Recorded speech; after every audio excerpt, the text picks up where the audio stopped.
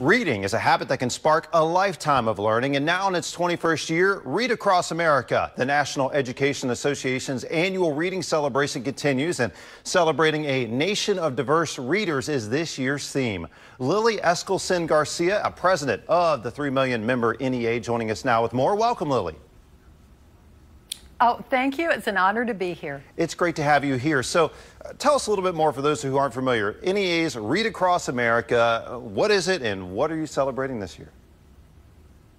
Well, for 20 years, we really focused on having reading celebrations around picture books and our youngest readers. Our teachers and support staff in high schools and middle schools said, don't forget about us. We want our kids to love reading too. So this year, we're adding children's novels and diverse authors, diverse stories.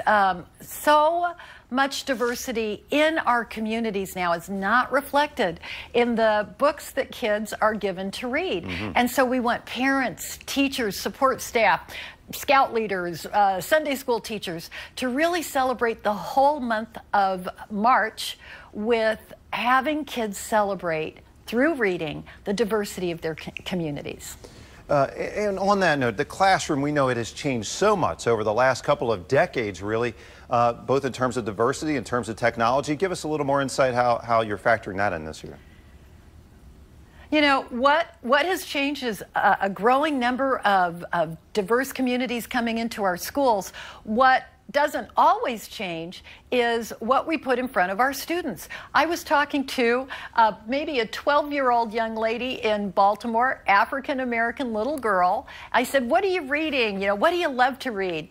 And she rolled her eyes at me and she said, you know, I love Old Yeller, but if one more person gives me a book about a white boy with a dog, I don't know what I'm going to do with it.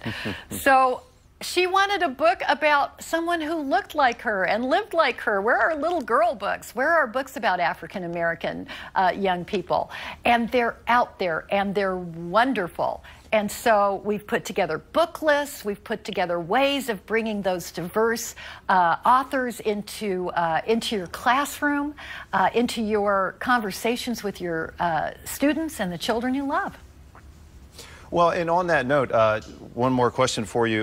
Would you say that the advice you'd have for parents would be to expand that reading list? Essentially, we need to add some of these other titles, and there are so many to choose from. There are so many to choose from. The most important thing that we want is we want kids to love reading. It's joyful. That's where parents can help. That's where we're going. All right. Well, Lily, thank you so much for great information on this year's Read Across America. We know we can head to NEA.org/readacross, or you can follow Read Across America with the hashtag. We'll be back with more Midday Maryland right after this. Stay tuned.